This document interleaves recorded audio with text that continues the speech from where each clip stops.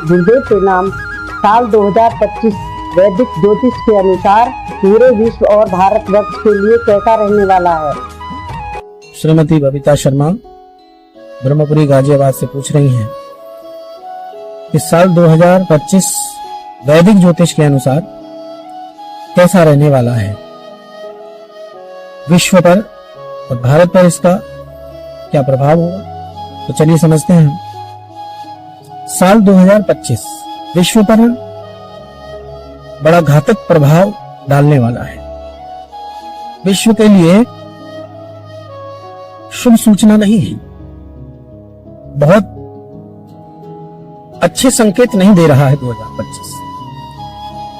वैदिक ज्योतिषीय गणना के अनुसार मंगल नीच के स्थान पर बैठा हुआ है 2025 की कुंडली में, तो ये देशों में आपसी टकराव अधिक होगा, आपसी युद्ध बहुत होंगे और यूरोपीय देशों में इस्लाम का परचम बढ़ सकता है।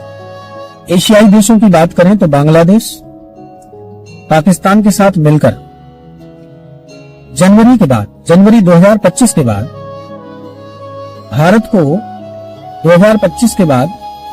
भारत को असंतुलित करने का प्रयास करेगा। लगभग सभी देशों की सीमाएं आतंकवादियों से भर जाएंगी। विशेषकर एशियाई जो देश हैं उनमें सीमावर्ती इलाकों में आतंकवाद बढ़ेगा,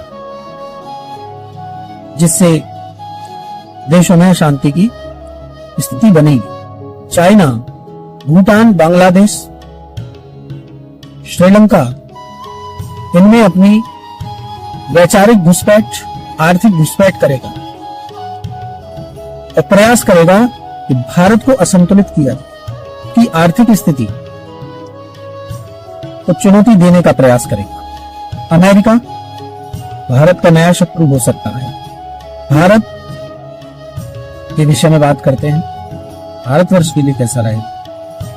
भारतवर्ष के लिए विपक्ष सत्ता पक्ष में भयंकर टकराव आपको देखने को मिलेगा और विपक्ष सत्ता को उखाड़ने के लिए हर वो काम करेगा, हर वो चीज अपनाएगा, साम दाम दंड भेद, जिससे समाज में बंटवारा हो और सत्ता पक्ष को उखाड़ फेंका। एक खुशखबरी भी है, एक शुभ समाचार भी है। अप्रैल 2025 में संवत्सर बदल रहा है। सिद्धार्थ नामक संवत्सर प्रारंभ हो रहा है, जिसका राजा सूर्य है। सूर्य दो प्रकार से अपनी ऊर्जा का प्रभाव भारतवर्ष में दिखाएगा।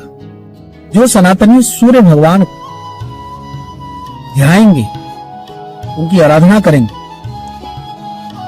उन्हें अर्घ देंगे, उनके नामों का जाप करेंगे, उनके जीवन में तो यश की वृद्धि, तेज की वृद्धि, निरोगी काया होगी, खुशहाल जीवन होगा उनका। और जो सूर्य की उपासना पद्धति से दूर रहेंगे, उनके जीवन में बहुत ही नकारात्मक प्रभाव होने वाला है, क्योंकि सूर्य राजा हैं इस संवत्सर के।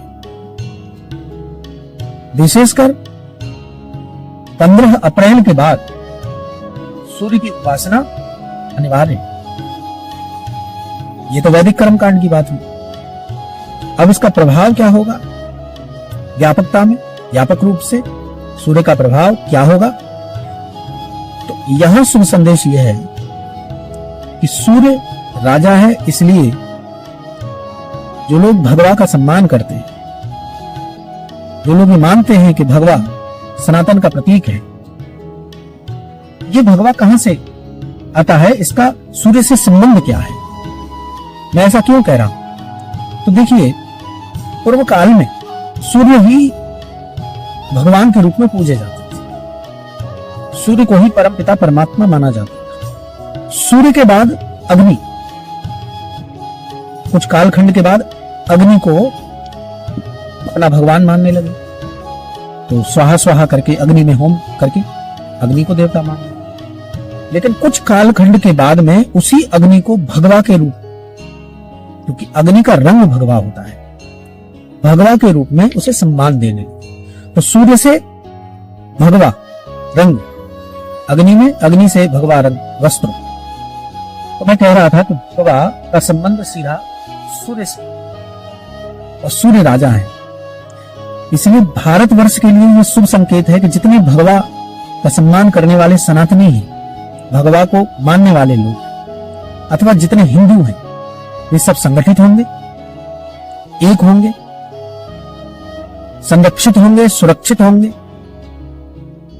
और सनातन का परचम लहराने का काम करें। आप देखना 2025 मई के बाद भगवा में कितनी वृद्धि होगी, भगवा के सम्मान में कितनी वृद्धि होगी, ये आप देखेंगे। विश्व पर और भारतवर्ष पर व्यापक रूप से चर्चा करें। आपके मन में भी कोई प्रश्न आता हो तो आप ऐसी ही अपनी एक प्रश्न की वीडियो बनाएं और मेरे व्हाट्सएप नंबर पर आप भेजें जो स्क्रीन पर आपको दिखाई दे रहा है। जय श्री राम, राधे राधे, हर हर महादेव।